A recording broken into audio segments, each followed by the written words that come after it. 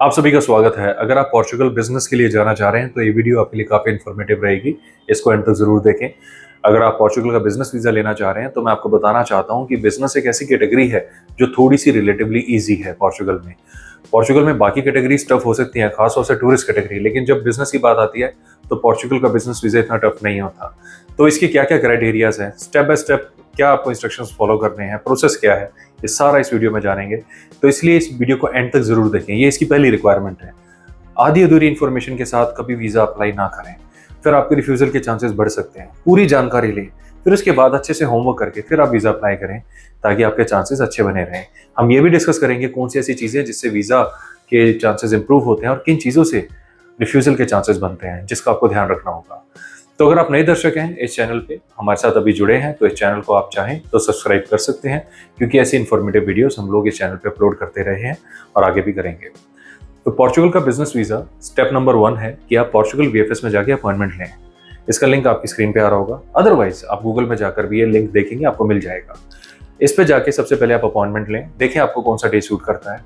Usually appointment 1 महीने से लेकर 6 महीने के गैप के बीच की मिल जाती है। कभी कभी किसी किसी केसेस में नहीं भी मिलती। हो सकता है कि आपको अभी अपॉइंटमेंट का क्रंच देखने को मिल रहा है, तो उस केस में आपको थोड़ा सा वेट करना पड़ सकता है।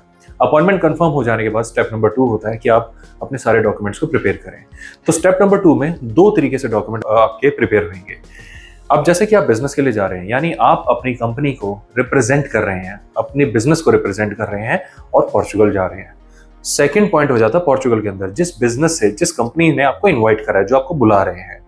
अब इन दोनों ही, यानी इंडिया के यहाँ के डॉक्यूमेंट भी चाहिए और पोर्चुगल के वहाँ के डॉक्यूमेंट भी चाहिए। पहले जान लेते हैं इंडिया के यहाँ के क्या।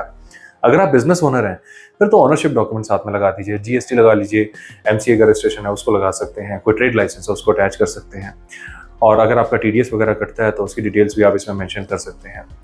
और अगर आप जॉब कर रहे हैं तो यही चीज़ें आपकी कंपनी जो है डील लिख के दे देगी कि आपको वो स्पॉन्सर कर रहे हैं और सारा खर्चा आपका उठा रहे हैं, और वहाँ पर जाके आप एक बिजनेस मीटिंग को अटेंड करने वाले हैं। अब यहाँ पे आपकी कंपनी की रेपुटेशन बड़ी मैटर करती है। अगर आप जॉब करते हैं तो आपकी कंपनी को कोई जरूरी नहीं है कि अपने करंट अकाउंट की स्टेटमेंट्स लगा के अपने एसेट्स को दिखाना है जी हम बहुत एस्टेब्लिश हैं। अगर कंपनी ठीक ठाक भी है तो भी उसको रिलेवेंस काउंट होगा। अगर वो बिल्कुल ही नया स्टार्टअप है तो उस केस में सक्सेस रेट्स जो है आपका ब्रीच ना कर जाए, इसलिए आप, हमारी तरफ से टिप है कि अपनी कंपनी की करंट अकाउंट स्टेटमेंट भी लगाएं। ये टिप है हमारी तरफ से। जैसे मैंने आपको बताया था, हम आपको वो चीज़ बताएंगे जिससे वीजा के चांसेस इंप्रूव हो। अब आ जाते हैं जो कंपनी आपको इनवाइट कर रही है। अब जो भी कंपनी इनवाइट करेगी तो आपको ऑफिशियल इनविटेशन लेटर भेजेंगे वो, जिसमें आपका नाम लिखा हुआ ना जरूरी है। मान लेते हैं आप एबीसी एंटरप्राइजेस में काम करते हैं, तो वो ये सिर्फ ये ना लिखें कि हम एबीसी एंटरप्राइजेस को यहाँ पर बुला रहे हैं हमारे बिजनेस कोलैबोरेशन के लिए। वो ये तो लिखें कि एबीसी एंटरप्राइजेस को हम बुला रहे हैं, तो बट एबीसी एंटरप्राइजेस को रिप्रेजेंट कर रहे हैं मिस्टर XYZ, यानी आप, और आपका पासपोर्ट नंबर मेंशन कर दें। ये लिखना इसलिए जरूरी है क्योंकि एम्बेसी जानना चाहती है, ठीक है आपने एक कंपनी को तो बुलाया, हो सकता है हम इसको वीजा भी दे दें। अगर कल को इसने जॉब छोड़ दी, भाई आपको वीजा तो मिल गया, अभी आपने 1 महीने बाद ट्रैवल करना है, इस 1 महीने में कुछ भी प्रॉब्लम हुई और आपने जॉब छोड़ दी, तब तो आपकी जिम्मेदारी कोई नहीं उठाने वाला। इन्वाइटर कह रहा है मैंने तो एबीसी को बुलाया था, एबीसी कह रहा है इसने तो जॉब छोड़ दी, और ये पर्सन वहां पर जाके कोई ब्रीच कर देता है या कोई डिफॉल्ट कर जाता है जिसकी वजह से कुछ ट्रबल हो जाए, तो दे नीड समबडी, कोई अथॉरिटी उनको चाहिए जो बोले हाँ जी हम इनको बुला रहे हैं, अगर ऐसा कुछ होता है तो we will take care of it. तो इसलिए जो इनवाइटिंग कंपनी है उनको बताना होता है। यह है टिप नंबर 2 जो आपको मैं बताना चाह रहा था। ये सारे डॉक्यूमेंट जब आपके प्रिपेयर हो जाते हैं तो आपने अपॉइंटमेंट में जाना है। स्टेप नंबर 3 हो गया आपके बायोमेट्रिक। अपॉइंटमेंट में जाएंगे और वहां पे अपने बायोमेट्रिक देंगे और यही सारी फाइल को आप सबमिट करवाएंगे।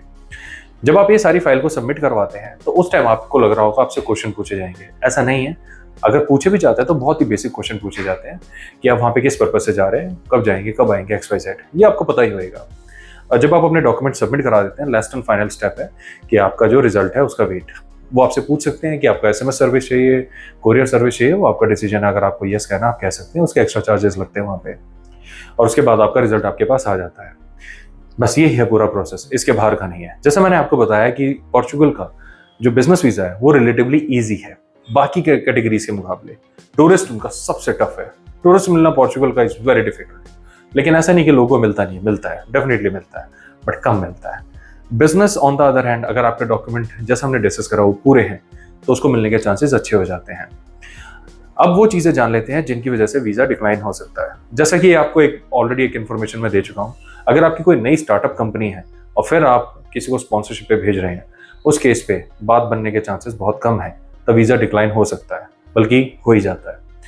अगर आपकी कंपनी और जो भी इन्वाइटिंग कंपनी है उनका कोई पास्ट रिकॉर्ड ही नहीं है, आप लोगों ने कभी बिजनेस करा ही नहीं है, तो उस केस में भी एम्बेसी ज़्यादा श्योर नहीं हो पाती कि आपका जाने का पर्पस क्या है, और पर्पस वाले पॉइंट पे रिफ्यूजल डाल के आपको वापस दे देती है।